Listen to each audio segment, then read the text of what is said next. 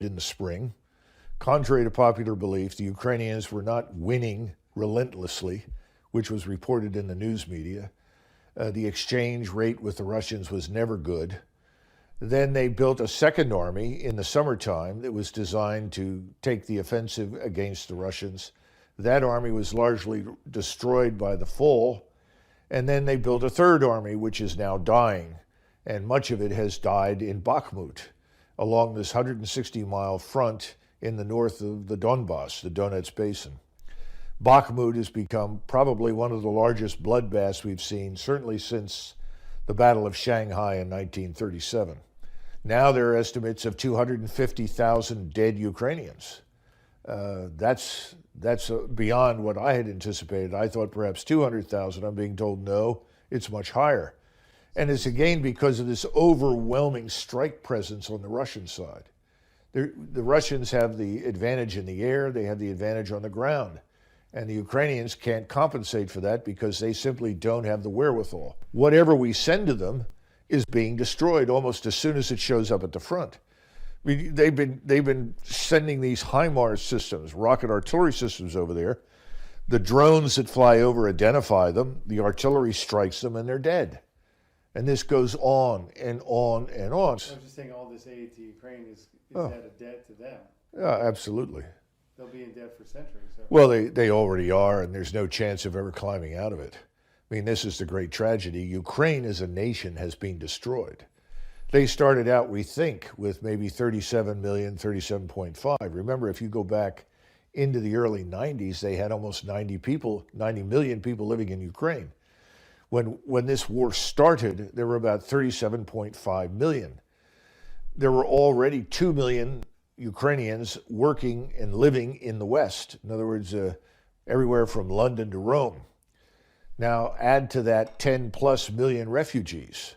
At least 2 million Ukrainians that were Russians have gone into Russia. Another 9 million Ukrainians plus have gone into Western Europe. And each day more go there. There are almost no women and children left. You do have some men, but we're looking at somewhere between 18 and 22 million people left in Ukraine.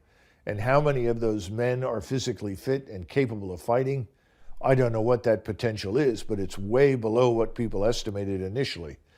And they're now bringing in women and young boys and men over 40, 50, 60 to come in and join units that have been reduced from, say, 500 men down to 100 men. I mean, this is a tragedy unlike anything we've seen since World War II unfolding in front of us. Well, if you look at the people that are running the show in Ukraine right now, they don't seem to be terribly concerned about the destruction of the Ukrainian nation and its state. That's the best that I can say. They're behaving very much like Stalin. And we now know that the losses during the Second World War were not 20 million. They were at least 35 to 39 million. In fact, when I was in Moscow in 2001, I was told that they were then had counted 39,900,000 and were still counting based on their access to the NKVD archives. This government seems to think in those terms, that they can sacrifice whole generations of men in order to achieve their aims. I don't see any evidence that it's going to work. And the Russians are not going to run out of ammunition. I mean, we've been hearing about the Russians running out of everything. Their factories, their manufacturing centers are turning out equipment and ammunition 24 hours a day, 7 days a week in multiple shifts. The Russians aren't running out of anything, but we are. We've just about run through our own war stocks. Same thing has happened in Europe where the war stocks were never very high to begin with. So you've got the German defense minister saying we can't send anything else or we won't be able to defend ourselves. And I think you're going to hear that from a lot of European states now. Is any of this helping Ukraine? I don't think so. I think the only thing that we've done is played a key role in the destruction of Ukraine.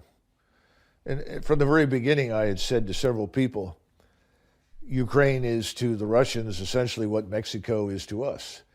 If we discovered there was a large army that was built exclusively for the purpose of attacking the United States, and its goal was to, quote unquote, liberate New Mexico, Texas, Arizona, and Southern California from the evil white Yankees, I think we would have acted instantly to destroy that army. The Russians have essentially done the same thing. So there was never any chance that the Ukrainians were going to win an all-out war with Russia. And right now, they've got an all-out war with Russia. Well, you've got a nation of over 140 million fighting a country of, 37 million, now down to somewhere between 18 and 22 million. I don't think there's much chance that the nation of 140 million is going to lose.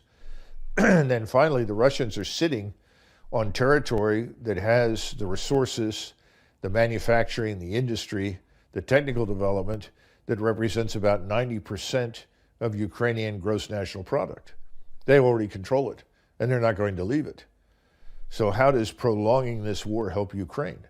I don't think it does. I don't see any evidence for it. When you deal with the military and the political leadership in Washington, the key questions that are never asked is, first of all, what is the purpose of this operation? And then someone says, well, the purpose is to remove Putin from power.